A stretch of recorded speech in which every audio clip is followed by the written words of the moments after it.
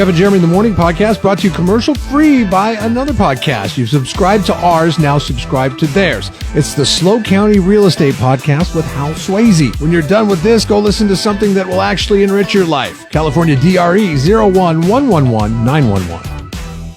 The FDA lists around 5,000 different substances known as forever chemicals, and Davis Water Conditioning is fighting them to keep your home clean and safe and free of forever chemicals.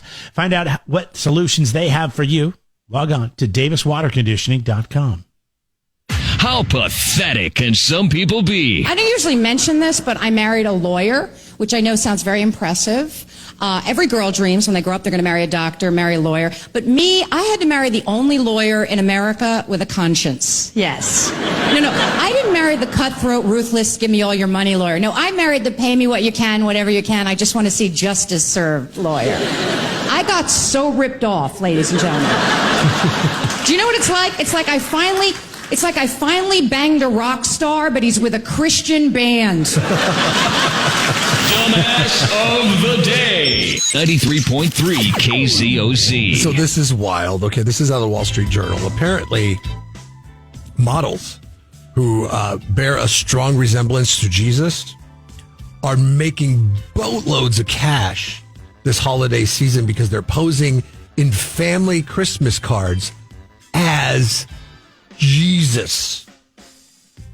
If you get a Christmas card from somebody, God, this reminds me of your friend Nick. and I could see him doing Jesus, and Jesus is in the photo. Are you like, what is going on with that family? That's a weirdo family right there. That is weird, creepy, weird. But yeah, I don't know why I was thinking of your friend Nick. He used to be a model and he had long hair. He could have had a little bit longer hair and grown to a little bit of a beard.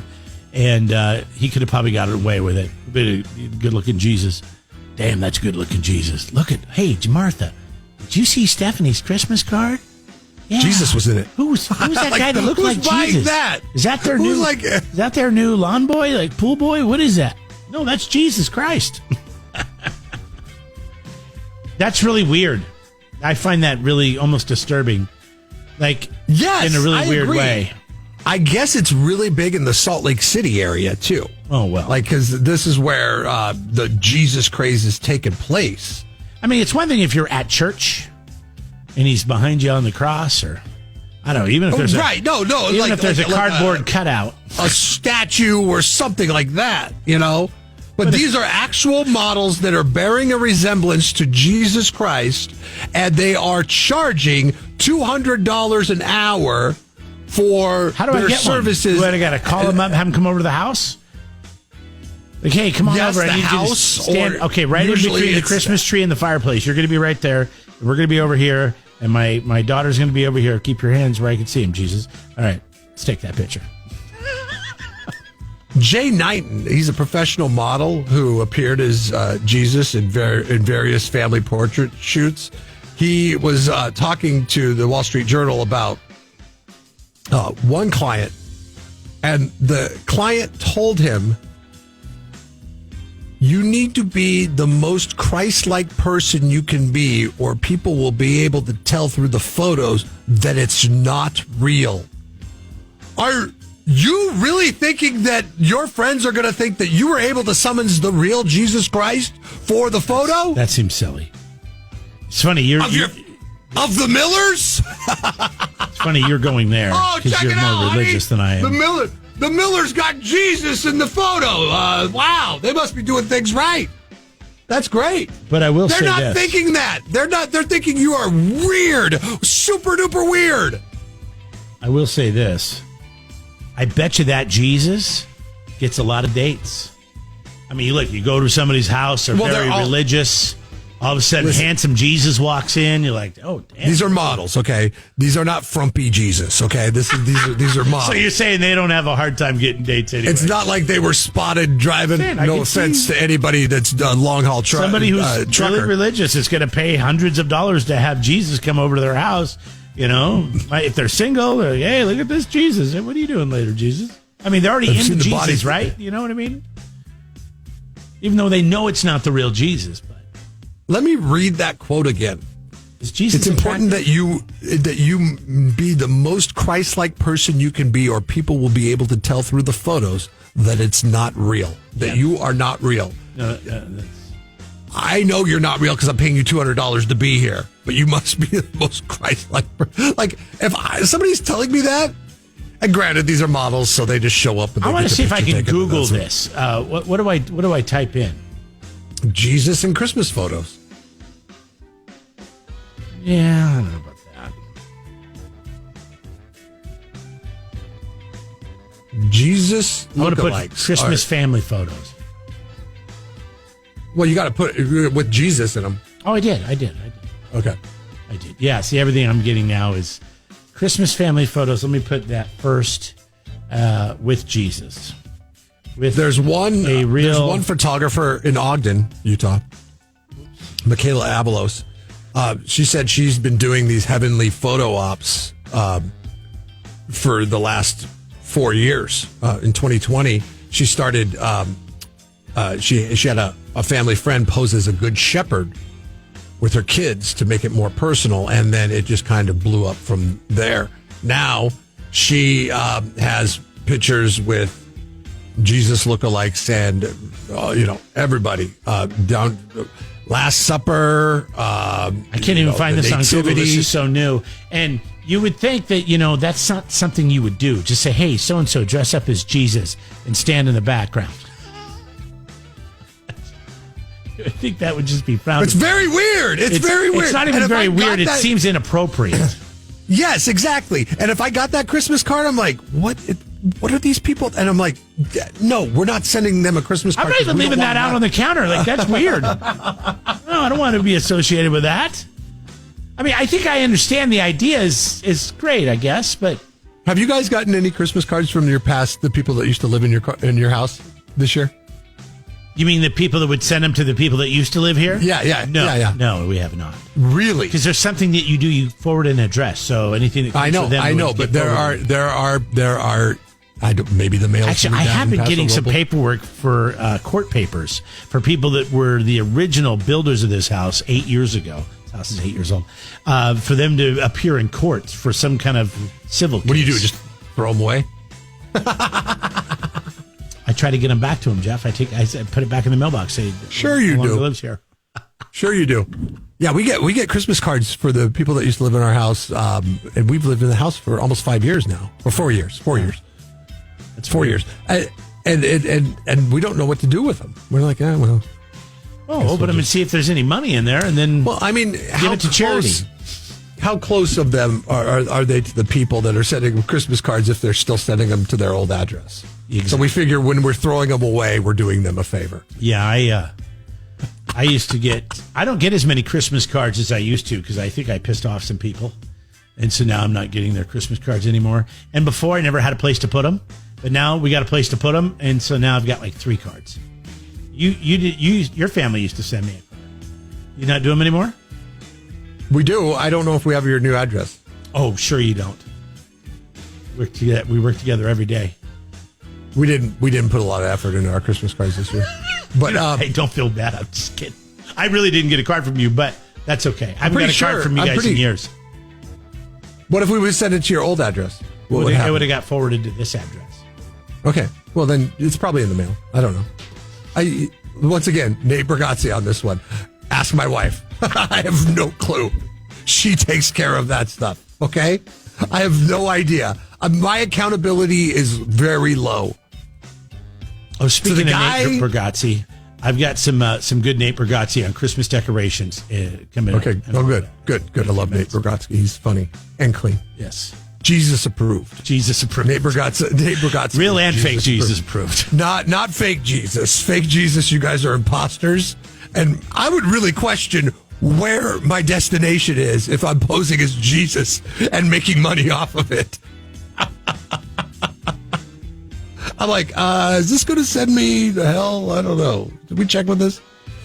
Congratulations to the guy who said to the Jesus imposter that he hired for his photos, you must be the most Christ-like person you can be, or people will be able to tell it's not you, real Jesus. You're Jeff and Jeremy's Dumbass of the day. 93.3 KZOZ. Merry Christmas. Happy holidays to you all. Here's some important advice from our friend and comedian Nate Bargatze. As a family, I will say we take our decorations down at a reasonable amount of time. You can't leave them up too late. February, it's like, all right, that's lazy. Look, we're all busy. I get it. March, April, that's crazy, dude. Take your decorations down. May or June, your dad are the worst. But here's what I will tell you. You can't hang with me here. If you can persevere through July, you've turned the corner. I've done it! All of a sudden, you're better than everybody. Back on top. Now you got to go to your neighbors and go, I guess y'all don't celebrate Christmas. We had our tree up year-round last year. It was downstairs in a rec room that we didn't go. We passed when we go down to do laundry, to go downstairs. It's like a daylight basement, and there was a living room down there, and that's where we did our Christmas tree. And I think my wife put it down there on purpose so she'd never have to take it down. I know you guys have your stuff down by what, New Year's? No, well, kind of, yes. I try to. It depends on whatever the travel plans are. But it also... It's within 2 weeks of Christmas, right? Definitely before definitely before. It will definitely be down before the 6th, which is the days that kids go back to school and, all that stuff. Yeah. It'll definitely be down by the 6th. We turn our Christmas tree into a New Year's tree. We take all the ornaments off the Christmas tree, pack them away, get just tinsel, wrap it around, and put Happy New Year over it. And then we put Happy New Year hat on top of the Christmas tree. Oh, that's everybody fun. Gets in front of the Christmas tree, takes a picture, and then we light off M80s outside. Oh, I thought you meant around the tree. If you're hearing noise on the east side of Pastor Robles, it's us. Get M80s, no, who do you know? I'm just kidding. No, it's those pathetic little poppers with the string on them. Yes, I think those are more dangerous than M80s, because M80s, you at least know once you light it, you better run the hell away from it. Yeah, these you hold in your hand. Yeah, they're like, oh, just pull the string and hold it in your hand. Then you come out and you look like you burnt your thumb with a lighter, like you just held the lighter to your thumb for 5 minutes. I haven't had. You can buy them at the grocery store. Come on, they have to be safe. No, they're not safe. They're way more I've been damaged more by them than I have been by bottle rockets. Okay, and keep in mind, when we were kids, we used to stick bottle rockets in PVC pipes and point them at each other. Okay. So the question is, what is the date? What is your tear down by this date? You can text it in on the 805-BEER text lines. That's 805-543-3693. Is it Martin Luther King Day? Is it before the Super Bowl? 1 year, the Seahawks made it to the Super Bowl. Well, they made it to a couple times. But the first year they made it, we turned our tree, we took everything off, got green and blue. I think that's okay. And made it a Seahawks Super Bowl tree. And then that stayed up till April. Good news is you're going to be able to do it again this year. You know what I mean? Yeah, I'm sure. Podcast goes out daily. Thanks to our friends at Team Swayze. You can get all 4 hours of the show commercial free now. So if you miss a conversation, you can always jump back to it later in the day. Subscribe wherever you listen to your podcast, and it'll pop right in there for you. So I've noticed, we put a question up on Facebook over the weekend. I noticed that in my neighborhood, there are a few houses that have just blue Christmas lights, which is, I think, an odd choice. Like for us, it's always been, do we go with color or do we go with white Christmas lights? But it's interesting because I found a list of Christmas lights and what the meaning of different colors are in the Christmas lights. Okay. All right. Okay. So if you have these colors, now it doesn't say if you mix these colors that you mean all these things, but if you have a solid streak of colors. Now, the problem with this is blue is not on this list. So that's why we're asking the question. Oh, really? Okay. Because I have a neighbor and they have blue and green lights, but I figured that's for the Seahawks. Seahawks, yeah. That's the Seahawks thing. Okay. And so maybe there's some Seahawks fans in your neighborhood. You never know. A lot of fans. No, because they don't have green lights with them. It's just all blue. Oh, just all blue. All blue. Do you think it's to All support the police? Because that was that blue stripe on the Maybe. yeah So red, apparently, if you have all red Christmas lights, you're telling the world that you're horny that you're all about love and passion. or horniness. Roxanne, you don't have to leave the red light on. Come on. Well, yeah, I know. I mean, it's like, Amsterdam, the red light district. Yeah, Pop culture has made me this way. It's not that I'm a weirdo. We have a string of lights that are white lights that we put underneath the eave year round.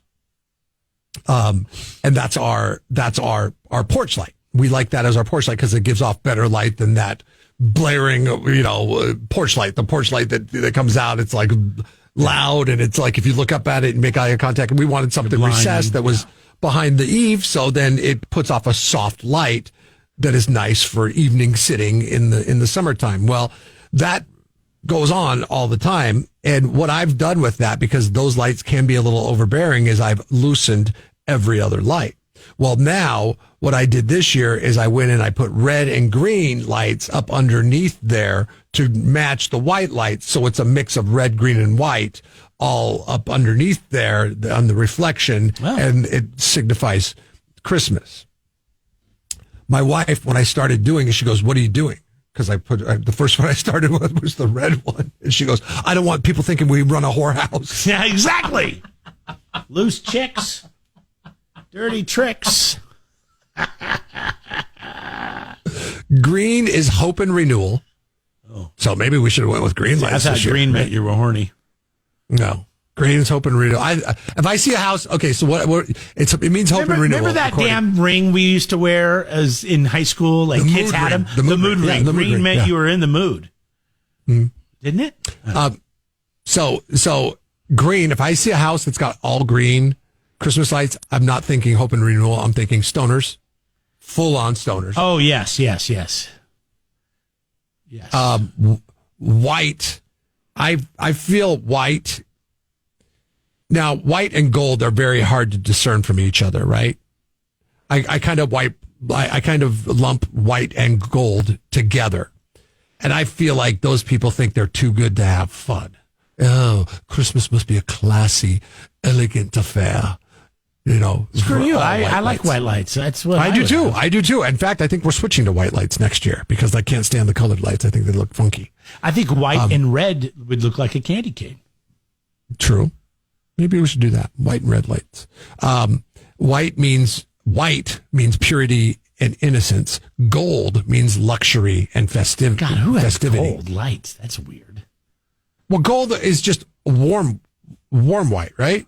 Like the like not gold, like like the Einstein or the the Einstein lights. Is that what they're called? You see them at restaurants and bars. It's a clear bulb. I mean, this is meant to be inside your house, but it gives off an orangish glow. The fact that you know what that light is called tells me I read a lot. That you are. I mean, I don't read books. I read other things. I'm very this interested. Christmas, we're elegant. We got gold lights. No. We've got Einstein. I call them porch or patio lights. You call them Einstein lights. No, the bulb itself is, I think, called an Einstein light or something like that.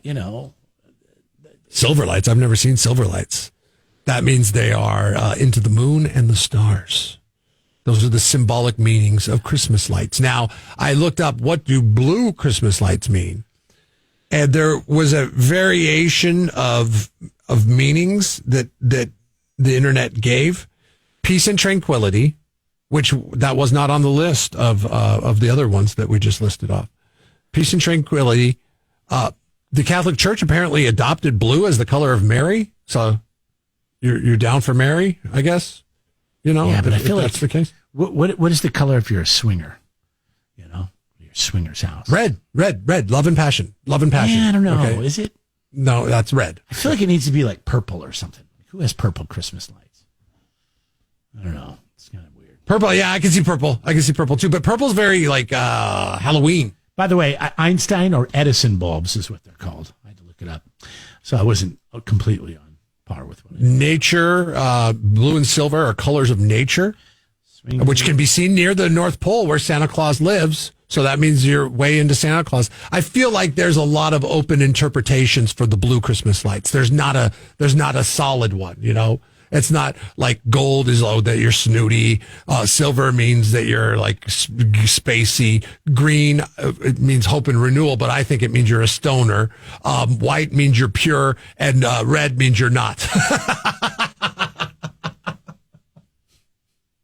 Blue, I don't know what they mean. If you know what they mean, let us know. 805-543-3693. The blue Christmas lights, because I feel like that's something that is of the days of past that is making a comeback. I was right. Okay, so if you go to a swinger's house and you know there's a picture of a pineapple or a real pineapple upside down, that's the telltale sign. That's like their national. Yeah, you see it on cruises all the time.